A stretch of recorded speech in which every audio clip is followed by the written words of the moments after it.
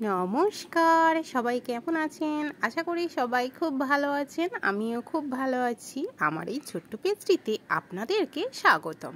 আরও একটি নতুন রেসিপি নিয়ে চলে এসেছি আপনাদের কাছে। আজকে আমি বানাবো কিন্তু ধোসার ভিতরে যে আলুটা হয়, মশলা ধোসার যে আলুর স্টাফিংটা, ওই রেসিপিটি আজকে আপনাদের সঙ্গে শেয়ার করব। আর হ্যাঁ, যদি আপনারা 10 জন কমেন্টে জানান যে ধোসার রেসিপিটি দেখতে চান, তাহলে কিন্তু আমি ভিডিওটা আপনাদের সঙ্গে শেয়ার করব। তো চলুন মশলা আলুটা কিভাবে বানাতে হবে দেখে নিই। প্রথমে আমি এখানে কড়া বসিয়েছি, দিয়েছি সাদা তেল। তেল গরম হয়ে গেলে ফোড়নে দিতে হবে সর্ষে 1 চামচ আর মেথি 1/2 চা চামচ। তারপরে দিয়েছি কয়েকটি শুকনো লঙ্কা। একটু ফ্রাই মতো হয়ে আসলে দিয়ে দিতে হবে পেঁয়াজ কুচি। তারপর দিয়েছিলাম অরহর ডাল আর বিউলির ডাল 1/2 করে চামচ। এই সব কিছু দিয়ে দিলাম, দিয়ে বেশ ভালো করে নেড়ে চেড়ে নিতে হবে। তারপরে দিয়েছি আমি এখানে লবণ। তারপরে দেব আদা কুচি আর কাঁচা লঙ্কা কুচি। আদাটা আমি গ্রেট করে নিয়েছি, আপনারা চাইলে কুচিয়ে দিতে পারেন। তো সবগুলি একসঙ্গে দিয়ে বেশ ভালো করে নেড়ে চেড়ে নিতে হবে। এত সুন্দর একটা স্মেল বেরোবে রান্নাঘরেতে, কি বলবো আর।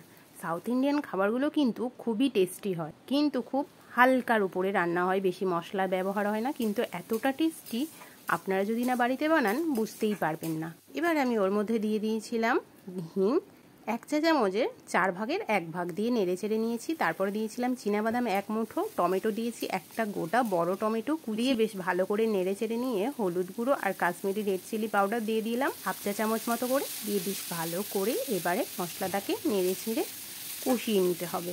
গ্যাসটা কিন্তু আমার একেবারেই হাই ফ্লেমে আছে, বুঝতেই পাচ্ছেন গ্যাসটা দেখে। এবারে সামান্য একটু চিনি দিয়েছি, আপনারা চাইলে নাও দিতে পারেন। আমার ইচ্ছে হলো যে টমেটোটা এখন অফ সিজন, তো একটু টকটা বেশি, তাই দিয়ে দিলাম। পর দিয়ে দিতে হবে যেটা হচ্ছে মোস্ট জিনিস, সেটা হলো এই কারি পাতা। সাউথ ইন্ডিয়ান সব খাবারে কিন্তু কারি পাতা সরষেটা কিন্তু বেশি পাওয়া যায়। তো আমি এখানে কারি পাতা দিয়ে দিয়েছি 3 ডাল মতো। 3 ডাল কারি পাতা দিয়ে একটু কারি পাতাটাও ফ্রাই করে নিয়ে দিয়ে দেবা মশলার সঙ্গে মিশিয়ে নেড়ে চেড়ে নিয়ে এখানে আমি আলু নিয়েছিলাম 4খানা বড় বড় সাইজের আলু। আলুগুলিকে হাত দিয়ে স্ন্যাচ করে নিয়েছিলাম, যেমন আলু মাখা হয় তেমনভাবে একটু গোটা গোটা রেখে আমি মেখে নিয়েছিলাম। আলুগুলি দিয়ে দিলাম মশলার সঙ্গে, দিয়ে বেশ এবারে ভালো করে এটাকে মেখে নিতে হবে।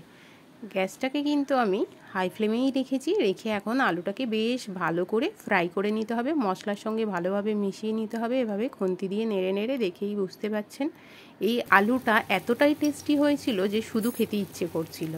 তো যাই হোক, তারপর আমি এখানে শেষের দিকে দিয়ে দিয়েছিলাম এখানে সাম্বার মশলা।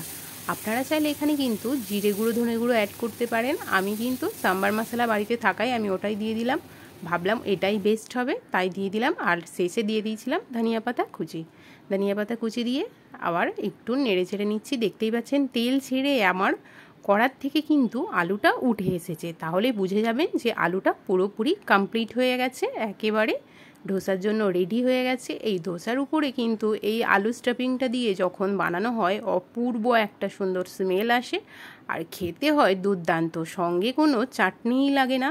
এই আলুটা এত টেস্টি হয়। আর আমি শুধু বলছি না, যারা যারা আমার হাতে খেয়েছে এই আলু স্টাফিংটাকে কিন্তু বেশিই সবাই প্রশংসা করেছে। আমার রেসিপিটি হয়ে গেছে কমপ্লিট। এবার আপনারাও একদিন বাড়িতে বানাতে পারেন। কেমন লাগলো জানাবেন। টাটা।